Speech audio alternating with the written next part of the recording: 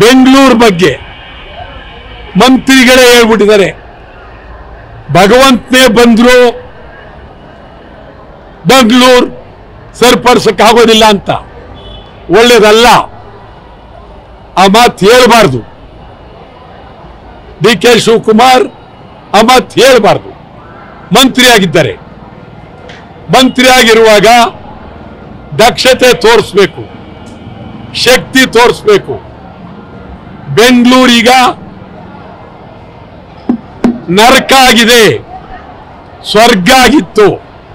ಹಿಂದೆ ಬೆಂಗಳೂರು ಸ್ವರ್ಗ, ಈಗ ನರಕ. ಕಾರಣ ಪರಭಾಷೆಯವರು, ಹಿಂದಿ ಭಾಷೆಯವರು, ತಮಿಳು ಭಾಷೆಯವರು, ತೆಲುಗು ಭಾಷೆಯವರು, ಮರಾಠಿ ಭಾಷೆಯವರು, ಹೊರಗಡೆಯಿಂದ ಬಂದಿರೋರು ಇಡೀ ಬೆಂಗಳೂರನ್ನ ನಾಶ ಮಾಡ್ತಾ ಇದ್ದಾರೆ. ಸಿದ್ದರಾಮಯ್ಯನವರೇ, ಬೆಂಗಳೂರು ಉಳಿಲಿಲ್ಲ ಅಂದ್ರೆ ಕರ್ನಾಟಕಕ್ಕೆ ಅಪಾಯ. ಬೆಂಗಳೂರು ಉಳಿಸಿ. ಮತ್ತು ಈ IT BT Mohandas Pai, Narayana Murthy, ನಿಮ್ಗೆ ಹೇಳ್ತೀನಿ, ಭಾರಿ ಬುರುಡೆ ಹೊಡಿಬೇಡಿ, ಬರೀ ಬುರುಡೆ ಹೊಡಿತಾ ಇದ್ದೀರಿ.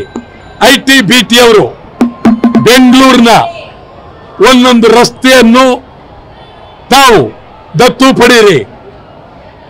ನೀವು ಐಟಿ ಬಿಟಿ ಅವರು ಕನಿಷ್ಠ ಬೆಂಗಳೂರಿನ ಅಭಿವೃದ್ಧಿಗೆ 10,000 ಕೋಟಿ ರೂಪಾಯಿಯನ್ನ ಕೊಡಿ.